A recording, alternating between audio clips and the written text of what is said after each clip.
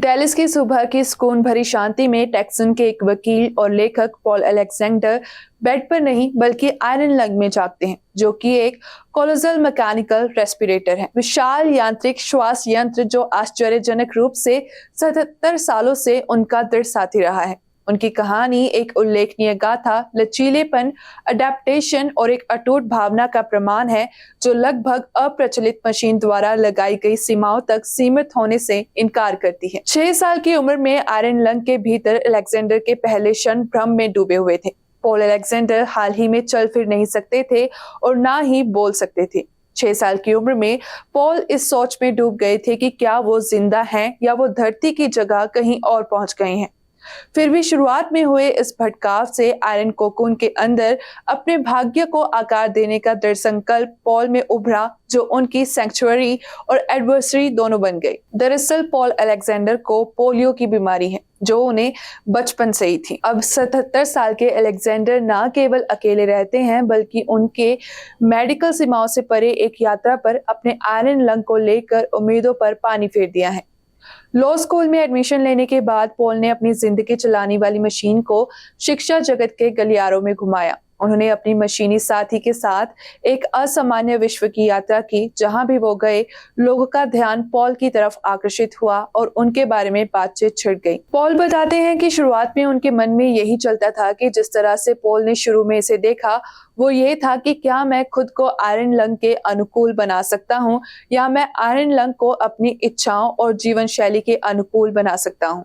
और मशीन के साथ अपने इस रिश्ते को लेकर पॉल ने एजेंसी की उस भावना को मूर्त रूप दिया, जिसने मशीन के साथ उसके दशकों पुराने रिश्ते को परिभाषित किया है। हालांकि इस मशीन को देखकर चुनौतियां साफ दिखाई दे रही हैं। आयरन लंग का उपयोग करने वाले कुछ शेष व्यक्तियों में से एक के रूप में पॉल को चुनौतियों के एक अनूठे सेट का सामना करना पड़ता है। मशीन के हिस्से अब उत्पादन में नहीं हैं और इसके रखरखाव में कमी के कारण उन्हें अपने जीवन निर्वाह साथी को चालू रखने के लिए अपरंपरागत तरीकों का सहारा लेना पड़ा है।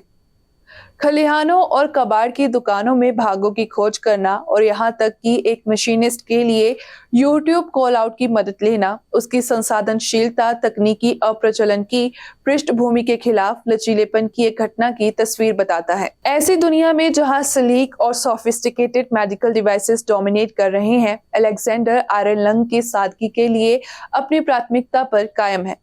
पॉल अपनी इंटरव्यू में ये भी कहते दिखाई दिए कि ये एक बहुत ही सरल मशीन है। उन्होंने कहा कि मुझे बिजली दो और मैं ठीक हूँ। उनके लिए आयरन लंग महज एक मशीन नहीं है, ये एक जीवन रेखा है जिसने समय बीतने और टेक्नोलॉजिकल एवोल्यूशन को झेला है। जैसा कि पॉल ने 3 Minutes for a Dog नाम की अपनी बुक में अपनी यात्रा साझी की है, उनकी कहानी न केवल एक कैप्टिवेटिंग व्यक्तिगत विवरण के रूप में, बल्कि इंडोमिटेबल ह्यूमन स्पिरिट की एक मार्मिक याद दिलाने के रूप में भी काम करती है।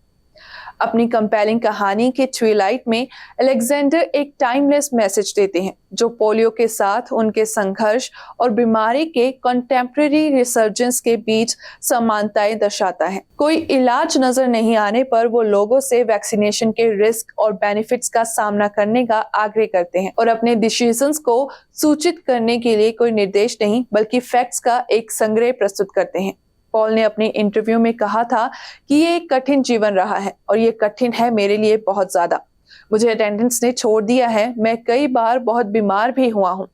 उन्होंने कहा कि सरकार ने मेरी परवाह करने से इनकार कर दिया है। उसके बाद पॉल कहते हैं कि क्या पोलियो का टीका लेने में कोई जोखिम है, ये मुझे नहीं पता, लेकिन मैं इसे ना लेने का जोखिम जरूर जानता हूँ। जैसे जैसे उनकी जिंदगी के पन्ने पलटते हैं, पॉल अलेक्जेंडर की कहानी एक टाइमलेस एंथम, रेजिलियंस, अडेप्टेबिलिटी और एक मधुर अनयील्डिंग स्पिरिट बन जाती है, जो आयरन लंग की रिदमिक हम से शांत होने से इनकार करती है।